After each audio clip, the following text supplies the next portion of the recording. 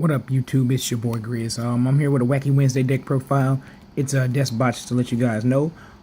It's very different from a lot of builds. I play more cards, but besides that, there are some things that I like and I dislike about the deck at its core. So I feel like this variant actually deals with a lot of the shortcomings this bot has, especially in the competitive scene. If you're a wind outside, I got the door open because I don't feel like turning on my lights. It's a pretty day outside.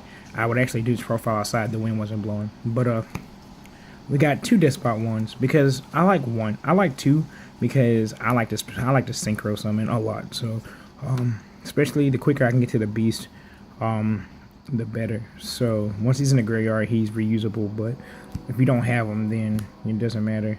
And then you got three of your searchers. You gotta have three. Then you got basically your Goblin Bird from the deck. 3, 4 is your recovery guy. I feel like if you shouldn't just be using 4 recklessly, because if you don't have anything, then 4 is going to be a thing. And then you need your scales because they're busted scales, to be honest. I thought about playing the Draco Slayer thing,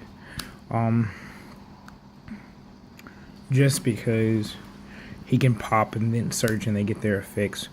Then I got 2 Accelerator, 2 Augur. I really don't care for this engine so much. I tested it out at 3, but the first turn GGX is really good. Again, it's okay. The Birdman I like because he's an extra tuner. 2 Cyber Dragons. I just like it. It gives deskbots monsters when they don't have monsters. So, and with the Birdman, it makes Omega and Scarlet Red Dragon. 2 Fortress deals with the dead despots in your hand. You don't want to just sit there looking at despot monsters you can't play when you can revive them from the graveyard. And 2 Gadgetron Dragon. You'll get to that why the Gadgetron Dragon. And if you're an older player, you figured out what's going on already. So we gonna get to the McNasty spells. So we got Storm, pop your Pendulums, pop Gear Towns, go off Staple. Like I said, the 2 Gear Towns. I like this card because it literally helps you deal with the major matchups. Since it doesn't target your opponent, you can take free Dark Destroyers or free Forerunners from Cosmo, and all they can do is just like cry, because you can't target their ship. But this card doesn't target. That gives they give you a ship. You give them a useless deskbot monster. Give them like a deskbot 2 who can do nothing for them. Then this card is really good. It's old. Machine Assembly Line. What it does is basically when all machine type monsters you're going, they gain like 200-300 attacks, something like that. That's the irrelevant part. It's good if you're trying to finish your TK with despot 3, but it doesn't really matter.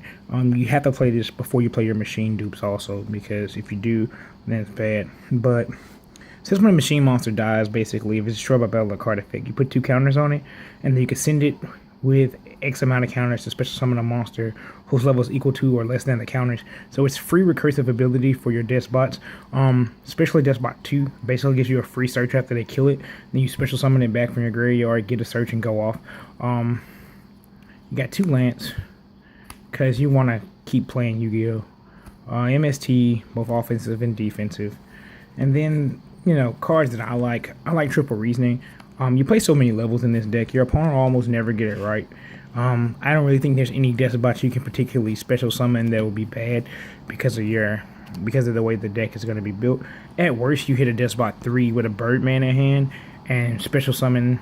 You return the 3 with the Birdman, spec the Birdman normal to 3, and you still go off, possibly have an Anganeer Beast play. 3 machine dupes, because I think it's staple in this deck. All your monsters are machine dupable minus despot 1. And there's the OTK, the 2 card OTK with this and despot 3. I'll do some combo videos too, just like I did with Gear Gears. There'll also be, while I'm thinking about it, there'll also be an updated Gear Gear profile coming soon. There'll be one for the Karakuri build. There'll also be one for my last build that I posted on the channel. I'll hopefully be able to set up my links and stuff correctly, but I'm having some problem with technology. So but that's neither here nor there. Now, the most people end it there. Most people go, okay, that's the end of your deck. No, this deck needs traps. This Gorge token, though, is a time space trap hole because mine hadn't come in the mail yet, but it's been tested really well. So, here's what it is. The trap lineup, I feel, is important and vital because if you just go all out and you miss, most time you die. You got to protect yourself from damage from the larger decks in the format. So, I mean, when it comes to, Pendulum decks bringing in Dinko, it's okay because you're going to side out a lot of these against certain decks. So you got the one time space. You got the TT because I don't like Pendulum, go off, go ham, go crazy. You got one Caller to Haunt It. I was testing it at like 2 and 3, but honestly 1 was optimal for me. Warning, because you gotta play Warning. I like this card, Wild Tornado. Basically it destroys face-up spells and traps, but if it's destroyed by a card effect, let's say they pop it with something, or you pop it with your own deskbot 5, you can actually destroy a face-up card in the field. So that's pretty cool. Bottomless. Then the reason why I play so many techie cards, the 3 magical hats. You don't want to leave your little weenie despot monsters in attack mode, so you can use this and go get a Gear Town. Go get the Gear Towns and get 2 Gadgetron Dragons for free. Or let's say you draw on one of your Gear Towns, you can go get this and Wild Tornado. Again, get 2 free pluses. And potentially not have your monster. The only time this card isn't great is when you have an extra deck monster on field. I don't really like putting my extra deck in the same color sleeves as my main deck because I feel like that's how you mess up and put things back in your main deck that shouldn't belong. Gets you easy game losses, so I try to keep those colors separated. But magical hats is many times it thins the deck. It stops you from taking big damage because you have little monsters for the most part, and if your monster stays, then you have potentially deadly consequences. I'm playing 1 regular Mirror Force because I don't feel like taking my Stormings out the other deck, to be honest. But regular Mirror Force does its purpose. Despots only need your monsters to be out the way for the turn so they can kill you. I mean, you Pendulum, I Mirror Force, I kill everything. Obviously, it comes out against Magic Specters, stuff like that, but it works out. And 2 Fiendish Chain, targeting cards are generally bad this format, to be honest, but if you don't play something for effect negation that'll stop, not every deck's gonna open up perfect. They're gonna have to eventually overlay, and Black Rose is a real deal problem for this deck. You Black Rose Despots and have a response for their cards. It's pretty much over with. So that's the end of the main deck. Then get to the extra deck. It's pretty flexible, but the way I have it built, I like it. So for the 4, I play Arclight because he's macro. Beast because he's beast. I play Red Wyvern because I didn't really like Barkion. Red Wyvern basically says if they put a monster on the field bigger than him, you can blow it up. And then that's only once while he's face up on the field. Then you can Synchro into Black Rose or whatever you want to do with him, but he's a 2400 hit. And then you have Omega and Scarlet Red Dragon. This card is really nice. This card wins games. Trish because it's easy to make. Only one copy of the Jet because it's easier to make than what you think, but if each effect could be used once per turn, it'd be busted. But I think it'll get more play when 7 and 8 come out. If I go to the Striker build, I'll probably increase this to 2, just off the sheer merit. And then I play 2 rank 5s, which are Shark Fortress and Volcasaurus. The reason I play the Shark Fortress is because it's game with 1 Gadgetron Dragon on the field. You can attack twice with a monster your opponent can't respond with spells or traps to, and then they can attack your weenie Despots. So then Volcasaurus is the steal games. I play M7 over some other rank 6s. Reason being is M7 pretty much detaches and gives you the same thing. You want to have a recursive thing going on with your deck, so you always want to be able to return a Despot 3 or a Despot 4 after you've burned through your resources.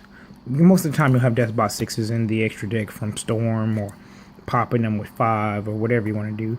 Heliopolis is pretty much the same thing. You can dump dead Despots, pop your opponent's field in your Pendulum Zone, and get your plus, go right back around, and yeah. It's nasty. Make equip engineer. It's really good for the beast play. You make the beast and you protect the beast against pendulum decks, and you pretty much got the game. Even if they make like 101 or something, you just switch it to defense mode, save it for the turn. They can't get over it. Castile is essentially a problem, but if they can't set their pendulum scales, they can't do anything. Augusto Phoenix to finish OTKs, and this is for the ships.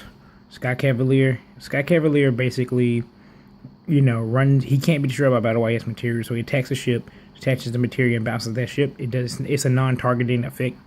It's just the monster it battles with, so it doesn't target the monster. It pushes him back to hand, which isn't the greatest, but I'd rather them have a ship in hand than a ship on board, because then I can push through their board and go for game. But that's pretty much the deck. It's been testing really well. Oh, there is a 15th card, the GGX. I forgot to throw it over here.